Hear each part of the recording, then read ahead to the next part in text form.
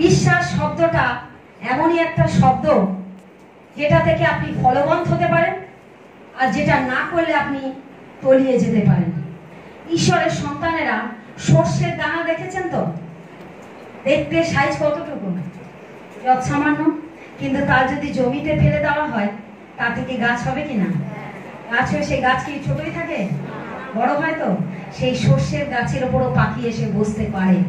পিতা বলছেন, তুমি সর্ষের দানার মতো তুমি আমায় বিশ্বাস করো, আমি তোমার জীবনকে বদলে দেব, আমি তোমার জীবনকে বদলে দেবো। তুমি দেখছো সর্ষে, আমি ওটা সর্ষে দেখছি না, কারণ তুমি যখন সর্ষে দেখছো ওটা তোমার হাতে সর্ষে, যদি তোমার হাত থেকে ওটা মাটিতে পড়ে যায় তাহলে কিন্তু সেটা থেকে গাছ জন্মায়। হালেলুয়া! তাহলে তোমার বিশ্বাস যদি তোমার জায়গায় থাকে, তুমি যদি স্টিল নাও সেখানে দাঁড়িয়ে থাকো, ঈশ্বরের বাক্য বলে যে তুমি ফলবান হবেই হবে। হালেলুয়া! হালেলুয়া! হালেলুয়া! অনেক সময় আমাদের বিশ্বাস ভঙ্গ হয়ে যায়। যদি পাই তবে যাব, আগে হোক, আগে পাবো, তারপরে আমি যাব। ঈশ্বরের সন্তান আমার পিতা এরকম বলেন। পিতা বলেন, তোমার যেটা নেই তুমি তার জন্যই আমার কাছে এসো, তোমার যেটা নেই তুমি তার জন্য এসো। ঈশ্বরের সাথে বিশ্বাস এমনই একটা শব্দ যা চোখে দেখা যায় না, অথচ তার উপরে আস্থা রাখি আমরা। ঈশ্বরকে আমরা চোখে দেখতে পাই না, কিন্তু তার উপরে বিশ্বাস করি তো, তার উপরে আস্থা রাখি তো, কারণ তিনি জীবন্ত, তাই আমরা তার উপরে আস্থা রাখি। হালেলুয়া! পিতা বলছেন, যা চোখে দেখা যায় না তুমি তার উপরে আস্থা রাখো, সেটাই হলো বিশ্বাস। কিন্তু অনেক সময় আমাদের বিশ্বাস পুঙ্খ হয়ে যায়। কেউ যদি কিছু এসে বললো যে কিরে এতদিন ধরে ডাকছিস, এতদিন ধরে করছিস, কই তোর প্রার্থনা আমেন হচ্ছে না? কখনো সত্যি তো, ও তো ঠিকই বললো, আমি এতদিন ধরে যাচ্ছি, এতদিন ধরে ডাকছি, হচ্ছে না তো, দূর আর যাবো না। তাহলে তো ঈশ্বরের সন্তান আপনি মিস করেই ফেললেন। তাহলে তো আপনি আশীর্বাদ পাওয়ার মুখে গিয়েও শয়তানকে কার্য করতে দিয়ে আপনি পিছিয়ে চলে এলেন। ঈশ্বরের সন্তান, আপনার বিশ্বাস যদি আপনার জায়গাতেই দাঁড়িয়ে থাকে, আজ হোক, কাল হোক, পরশু হোক, আমি আমার প্রার্থনার অ্যান্সার না নিয়ে দাড়িওয়ালা বাবাকে ছাড়ছি না। হালেলুয়া! হালেলুয়া! হালেলুয়া! আমি আমার বাবাকে ছাড়ছি না, কারণ তিনি বলছেন, তুমি যখন পক্ষে, কে তোমার বিপক্ষে দাঁড়াতে পারে? ঈশ্বর যখন আমার পক্ষে, কে আমার বিপক্ষে দাঁড়াতে পারে? কারণ তিনি আমাকে প্রতিশ্রুতি দিচ্ছেন, তিনি আমাকে বলেছেন তুমি চাও আমি দেব। তাহলে তুমি যখন আমাকে প্রতিজ্ঞা করেছো তুমি দেবে, তাহলে তুমি যতক্ষণ না দেবে আমি তোমায় ছাড়ছি না, আমি এর শেষ থেকে ছাড়বো। হালেলুয়া! হালেলুয়া! হালেলুয়া! আমরা খুলবো নোহ 6 অধ্যায়,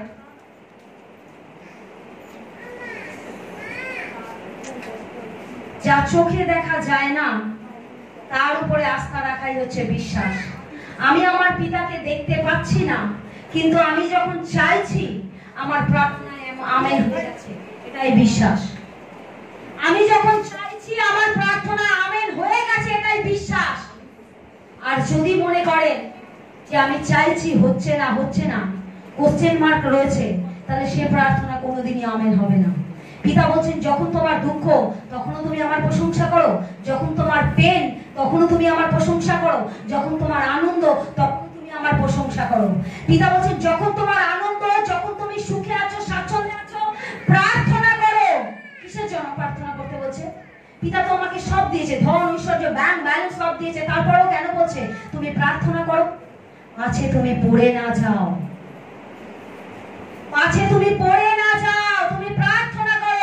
আজ তোমার অট্টালিকা, আজ তোমার ব্যাংক ব্যালেন্স, আজ তোমার অর্থনৈতিক দিক থেকে তুমি সর্বোচ্চ দিক থেকে পরিপূর্ণ তাও পিতা বলছেন তুমি প্রার্থনা করো যাতে পড়ে না যাও। হালেলুয়া! হালেলুয়া! হালেলুয়া! প্রার্থনা করব, রাস্তায় চলতে ফিরতে প্রার্থনা করব। বাবা বলেনি যে তুমি আমার অফিস কামাই করে আমার প্রার্থনা করো, কারণ তিনি কর্মঠদের ভালোবাসেন, কুড়েদের ঘৃণা করেন। কারণ বাইবেলে তিনি বলেছেন, আমি কর্মঠদের ভালোবাসি, যার কাজ নেই সে আমার কাছে চাক, আমি তাকে কাজ দেব। কিন্তু সে যদি ঘরে বসে থাকে, সে যদি চুপ করে বসে থাকে, বাবা দাও, অথচ তার হাত পা অর্গান আমি সবকিছু ঠিক রেখেছি, সে কাজ করার জন্য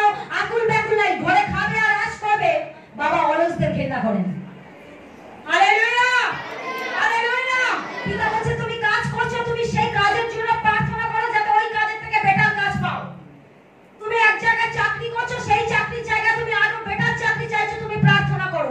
এ না আমি চাকরি ছেড়ে দিয়ে বসে থাকবো, বাবা দাও বাবা দাও। বাবা বলেনি, বাবা কাদের দেবে? যাদের কোনো কিছু ক্ষমতা নেই। ঈশ্বরের সন্তানরা আপনারা ভাবছেন, দেখছেন বহু মানুষ দেখবেন রাস্তাঘাটে পড়ে থাকে অসুস্থ ব্যক্তি, তাদের ঈশ্বর যোগান দেন, কারণ তাদের পরিস্থিতি নেই, পড়ার ক্ষমতা নেই, তাই ঈশ্বর তাদের যোগান দেন। কিন্তু বলেছেন আমি কুঁড়েদের ঘৃণা করি, কিন্তু কর্মঠদের তিনি প্রচুর ব্লেসিং করেন, প্রচুর আশীর্বাদ করেন। রাখুলি নোহ বাইবেলে এমনই একটা ভার্স। আমাদের বিশ্বাস কেমন? আমাদের বিশ্বাস কেমন? নোহ হচ্ছে সেই ব্যক্তি, ঈশ্বর যখন নোহকে বলে নোহ তুমি একটা জাহাজ তৈরি করো, যেখানে 140 বছর বৃষ্টি হয়নি, যেখানে 140 বছর বৃষ্টি হয়নি, সেখানে বলছে তুমি একটা জাহাজ তৈরি করো। ঈশ্বরের সন্তানের নোহ জানতো আমার ঈশ্বর যখন বলেছে বৃষ্টি হবে, 140 বছর হয়নি তো কি হয়েছে? তিনি যখন বলেছেন হবে, তার মানে হবে। আবহাওয়া দপ্তর বলছে হবে না। পাড়ার প্রতিবেশী নোহ যখন জাহাজ তৈরি করা শুরু করলো ঈশ্বরের আজ্ঞা মতো, পাড়ার প্রতিবেশী বলছে ওই দেখো নোহর মাথা খারাপ হয়ে গেছে, নোহ মনে হয় রোদে পুড়ে পাগল হয়ে গেছে, ঝড় নেই, বৃষ্টি নেই, বাদল নেই, ও টুং টুং করে জাহাজ বানাতে শুরু করে দিচ্ছে। ও নোহ তুমি কি পাগল? তোমার মাথা কি খারাপ হয়ে গেছে নোহ? তুমি খটখটে রোদের মধ্যে বসে তুমি টুং টুং করে জাহাজ তৈরি করছো, এই ঠান্ডা পড়া রোদের মধ্যে আবহাওয়া দপ্তর বলছে বৃষ্টি হবে না। নোহ কারোর কথায় কান দেয়নি, নোহ নোহর কাজ করে চলেছে, টুং টুং করে জাহাজ তৈরি করে চলেছে। ঈশ্বরের সন্তানেরা, কারণ নোহ ঈশ্বরকে জানে, তিনি যখন বলেছে আমি দেব, আমি দেব। মানুষ মিথ্যে হতে পারে, ঈশ্বরের বাক্য মিথ্যে নয়, তিনি বলছেন আমি দেব।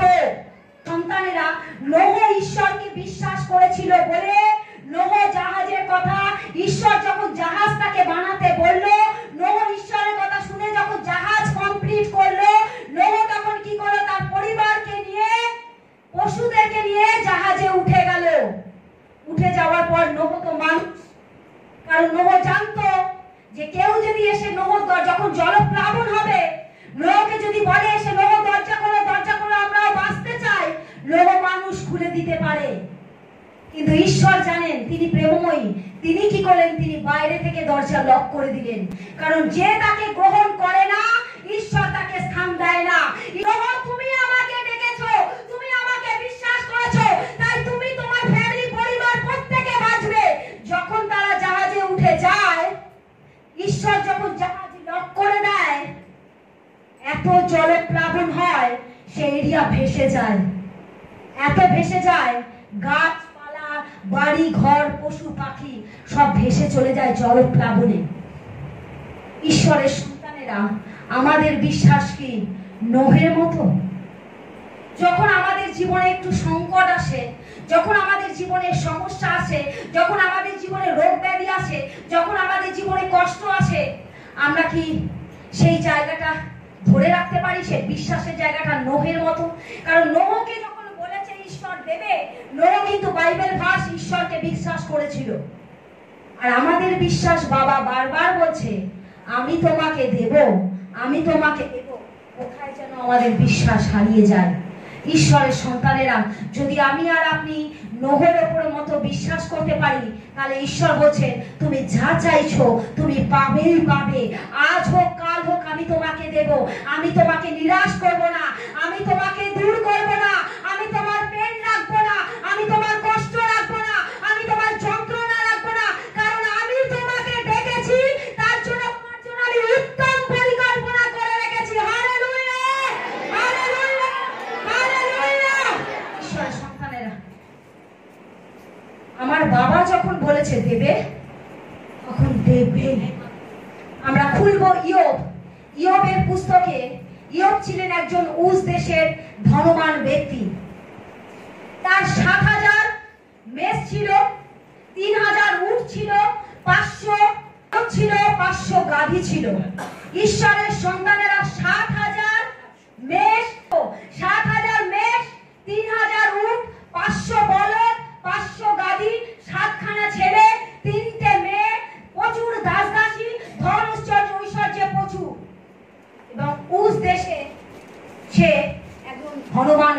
দিয়েছিলেন। কিন্তু শয়তান যখন ঈশ্বরকে বলে যে তোমার সন্তানের সবকিছু তুমি কেড়ে নাও, তাহলে দেখবে তোমার সন্তান তোমার আর গৌরব করছে না। তখন ঈশ্বর শয়তানকে বলে তুমি আমার ইয়োবকে পরীক্ষা করে দেখতে পারো। ঈশ্বরের সন্তানরা 7টা ছেলে মারা যায়, 3টে মেয়ে মারা যায়, তার 7,000 মেষ, 3,000 উট, 500 বলদ, 500 গাধী, সমস্ত দাসদাসী, সমস্ত ঐশ্বর্য তার শেষ হয়ে যায়। ও কিন্তু সেই ঈশ্বরকে দোষারোপ করেনি। আমাদের যদি একটা কিছু চলে যায়, আমি বলি তুমি কেন কেড়ে নিলে? আমি কি তাকে এনেছিলাম পৃথিবীতে? তিনি দিয়েছেন তাই এসছে। অনেকে বলে স্বামী স্ত্রীর মিল বন্ধন করে সন্তান এসছে, স্বামী স্ত্রীর শারীরিক সম্পর্ক করার পর সন্তান এসছে। তাহলে অনেক স্বামী স্ত্রী শারীরিক সম্পর্ক করে, তাদের কেন বাচ্চা হয় না? ঈশ্বর যদি আশীর্বাদ না করে কোনো বন্ধা নারী মা হয় না। আর ঈশ্বর যদি আশীর্বাদ করে বন্ধা নারী কেন? ওরম বন্ধা নারী 5টা বন্ধা নারীও মা হয়। ঈশ্বরের সন্তানেরা যখন আমার সন্তান চলে গেছে, আমি তার দিকে আঙ্গুল না তুলে প্রভু তুমি তো দিয়েছিলে, তুমি নিয়েছো, তার জন্য তোমাকে ধন্যবাদ করি। আপনি যত ধন্যবাদ দেবেন আপনার দ্বার তত খুলবে। ঈশ্বরের সন্তানেরা পিতা বলছেন তুমি ধন্যবাদ করো। ইয়োবের যখন সমস্ত কিছু চলে যায়, ইয়োব ঈশ্বরকে দোষারোপ করেনি। সেই মুহূর্তে শয়তান ইয়োবকে ছাড়েনি। কেন ঈশ্বরকে দোষারোপ করছে না? আবার শয়তান ঈশ্বরের কাছে গিয়ে বলে আমি তার সব কেড়ে নিয়েছি, কিন্তু সে বলবন্ত রয়েছে, রক্ত মাংসে গড়া মানুষ রয়েছে। যতক্ষণ তার শরীরে ক্ষত না হবে, যতক্ষণ না তার জ্বালা হবে, ততক্ষণ সে তোমাকে অভিশাপ দেবে না, তোমাকে ব্যঙ্গ করবে না।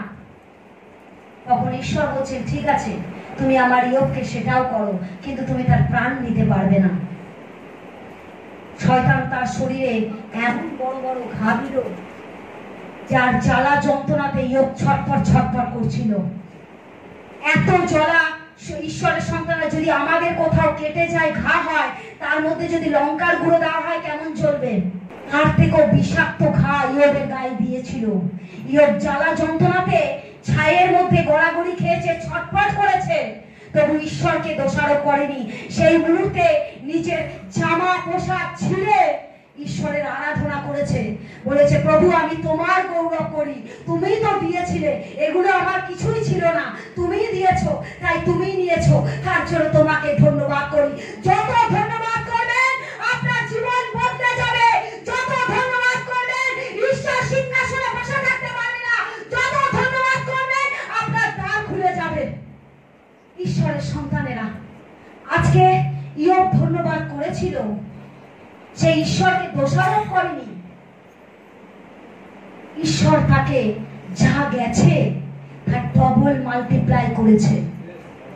ঈশ্বরের সন্তানেরা আজকে যার সন্তান হারিয়েছেন, আজ থেকে আপনি সদা সর্বদা পিতাকে ধন্যবাদ দিন আর বলুন প্রভু তুমি দিয়েছিলে, তুমি নিয়েছো, তার জন্য তোমাকে ধন্যবাদ।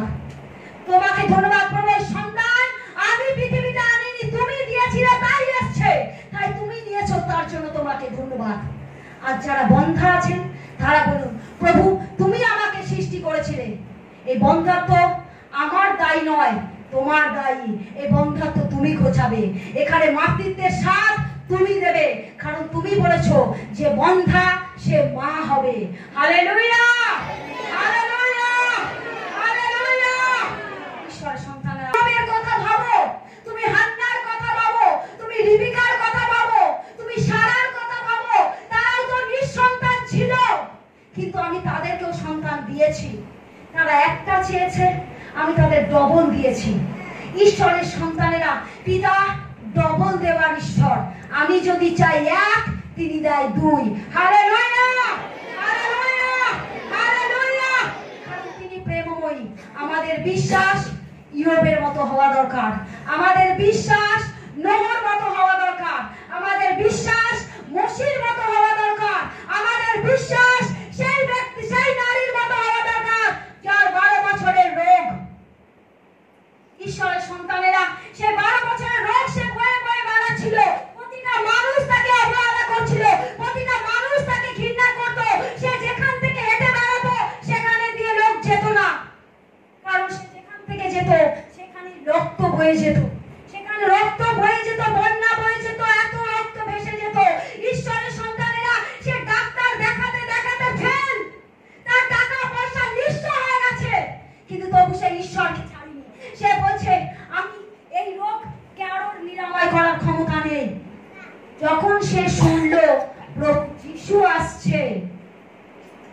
তার কোনো কিছু দেখেনি। ঈশ্বরের সন্তানেরা, তার একটা এমনই রোগ ছিল, না অনুষ্ঠান বাড়িতে যেতে পারতো, না বন্ধু বান্ধবের বাড়িতে যেতে পারতো, না আত্মীয় পরিস্বজনের বাড়িতে যেতে পারতো, কারণ সে হাঁটলে পরেই ব্লিডিং হতো। সেই নারী যখন শুনলো প্রভু যিশু এসছেন, সে তাড়াতাড়ি করে ভিড়ের মধ্যে গিয়ে ঈশ্বরের কাপড়ের আঁচল টুকরো ধরেছিল। যেই ধরেছে, ঈশ্বরের শরীর থেকে একটা শক্তি বার হয়ে গিয়ে সেই নারী সুস্থ হয়ে গেছে। আমার আপনার বিশ্বাস কি সেই নারীর মতো? আপনি ভাবছেন যে ও তো প্রভু যিশুকে ছুঁয়েছিল তাই সুস্থ পেয়েছে। ঈশ্বরের সন্তানরা, ও ছুঁয়েছিল, আপনিও এখানে বসে ঈশ্বরকে ছুঁতে পারেন। আপনি এখানে বসে ঈশ্বরকে ছুঁতে পারেন। কিভাবে জানেন? চোখ বন্ধ করুন আর বলুন, প্রভু আমি আরাধনার মাধ্যমে তোমাকে ছুঁতে চাই, আমি প্রার্থনার মাধ্যমে তোমাকে ছুঁতে চাই। প্রভু তুমি নেমে এসো, প্রভু তুমি নেমে এসো, আমি তোমাকে ছুঁতে চাই, আমি তোমাকে ছুঁতে চাই। প্রভু আমি তোমাকে ছুঁতে চাই, কারণ তুমি বলেছো, হে ভারাক্রান্ত পরিশ্রান্ত লোক সকল, তোমরা আমার কাছে আইসো, আমি তোমাদের বিশ্রাম দেব, আমি তোমাদের শান্তি দেব। প্রভু আজ আমরা তোমার কাছে এসেছি। হ্যাঁ প্রভু, কারণ আমরা তোমাকে ছুঁতে চাই। এই প্রার্থনার মাধ্যমে তোমাকে ছুঁতে চাই, এই আরাধনার মাধ্যমে তোমাকে ছুঁতে চাই। প্রভু তুমি মহান পিতা। আমি বিশ্বাস করি প্রভু, তোমার সন্তানরা যখন তোমাকে ছুঁতে চায়, তুমি তাকে স্পর্শ করে থাকো। হালেলুয়া। ও প্রভু তুমি মহান, তুমি প্রেমময় পিতা। আমাদের প্রার্থনা, আমাদের আর্তনাদ আমাদের ঈশ্বরের কাছে পৌঁছায়। তিনি প্রার্থনা শ্রবণকারী, তিনি ঘুমান না, তার কান সর্বদা খোলা থাকে। কোন সন্তান কি বলছে, কোন সন্তান কি করছে, তিনি এভরিথিং দেখতে পান। তার কাছে কোনো কিছু লুকানো থাকে না। আমরা অনেক সময় নিজেদেরকে এমন জায়গায় ফেলে দিই যেখান থেকে আমরা ভাবি আমরা সবকিছু পেয়ে গেছি, আমরা সবকিছু পেয়ে গেছি। একটা সময় এমন ভাব হয় যে আমরা সবকিছু পেয়ে গেছি। ঈশ্বরের সন্তানরা, প্রভু বাইবেল বাক্যে বারবার বলছে, যখন তোমার সবকিছু আছে তখন তুমি প্রার্থনা করো পাশে যাতে পড়ে না যাও। কারণ ঈশ্বর জানেন আমরা রক্তে মাংসে গড়া মানুষ, আমরা যখন তখন পড়ে যেতে পারি। হালেলুয়া। তার এতটাই বিশ্বাস, সে বলছে, শতপতি সেনাপতি বলছে, প্রভু আমি আমার দাসকে আসতে বললে আসে, আমার দাসকে যেতে বললে যায়। ঈশ্বরের সন্তানেরা তার বিশ্বাস দেখে প্রভু বলছে, আমি ইসরায়েলে এমন বিশ্বাসী ব্যক্তি আর একজনকেও দেখি নাই, আমি একজনকেও দেখি নাই। সেই শত সেনাপতি বলছে, তুমি যদি এখান থেকে বাক্য বলো তাতে আমার দাস সুস্থ হবে। ঈশ্বরের সন্তানেরা তার বিশ্বাস দেখুন, বলছে প্রভু আপনি এখান থেকে বলে দিন, তাহলেই ও সুস্থ হয়ে যাবে। আর আমার বাবা বাইবেল ভার্সে এতবার করে বলেছে, তুমি যত খাবে তত পরিত্রাণ পাবে, তত তোমার ক্ষুধার্ত পিপাসিত তৃষ্ণার্ত মিটে যাবে। তুমি যা চাইবে সেই খাজানাই এর মধ্যে রয়েছে। তুমি ডায়মন্ড চাইছো, এর মধ্যে রয়েছে। তুমি হিরে চাইছো, এর মধ্যে রয়েছে। তুমি জহর চাইছো, এর মধ্যে রয়েছে। খুঁজে তো দেখো, খুঁজে তো দেখো, তুমি খুঁজে পাবে ডায়মন্ডকে, তুমি খুঁজে পাবে হিরেকে, তুমি খুঁজে পাবে মুক্তকে। এর মধ্যেই রয়েছে সেই খাজানা, বাইবেলের মধ্যেই রয়েছে সেই খাজানা।